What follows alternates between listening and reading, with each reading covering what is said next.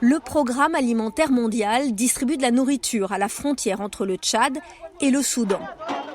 Selon la Commission des droits de l'homme des Nations Unies, le conflit soudanais entre les militaires et les forces paramilitaires de soutien rapide, ou RSF, a déclenché des violences intercommunautaires dans l'ouest du Darfour, à seulement 1 kilomètre de là. Sataïr Mohamed Abdullah est professeur d'anglais à Geneina, dans l'ouest du Darfour.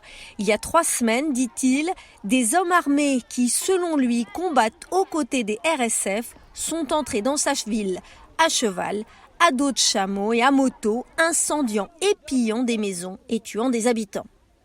Pour lui, la lutte pour le pouvoir entre les RSF et l'armée soudanaise au cœur du conflit signifie que des hommes comme eux peuvent désormais agir en toute impunité. Tout le monde veut être président au Soudan. C'est leur problème. Mais il y a d'autres personnes.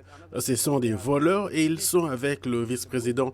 Si vous avez une voiture, ils peuvent prendre votre voiture. Si vous avez des marchandises dans le magasin, ils peuvent venir prendre vos biens. Si vous refusez, ils peuvent vous tuer. Sataïr s'est enfui avec sa femme et ses enfants, arrivant ici à Kouffroun, au Tchad, où lui et sa famille se réfugient maintenant dans ce petit abri alors qu'il fait 40 degrés. Maintenant qu'il est ici, il fait face à une nouvelle menace. Les travailleurs humanitaires affirment que la situation des réfugiés au Tchad était désastreuse avant même que le conflit soudanais n'éclate le mois dernier. Le PAM prévoit de suspendre toute assistance à plus de 700 000 réfugiés et personnes déplacées au Tchad ce mois-ci en raison d'un manque de financement selon Reuters. Outre les réfugiés arrivés récemment, le Tchad accueillait déjà des centaines de milliers de réfugiés soudanais en raison d'années de violence au Darfour voisin. Pierre Honora est le directeur pays du PAM pour le Tchad. Il dit que les réfugiés du conflit soudanais rajoutent beaucoup de pression sur les stocks qui s'amenuisent.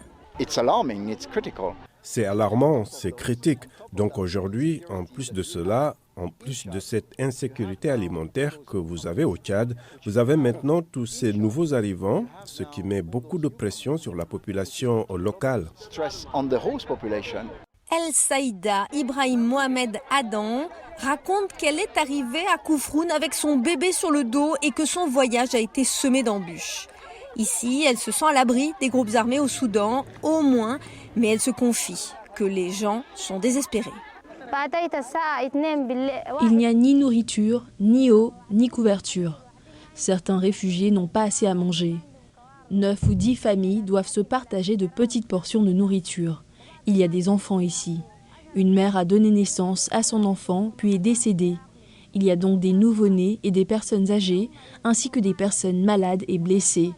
Beaucoup d'enfants meurent de faim et n'ont même rien à se mettre. Ils n'ont aucun endroit pour se protéger de la chaleur du soleil ou des rafales de vent. Et dans l'état actuel des choses, la situation ne semble pas pouvoir s'améliorer de sitôt.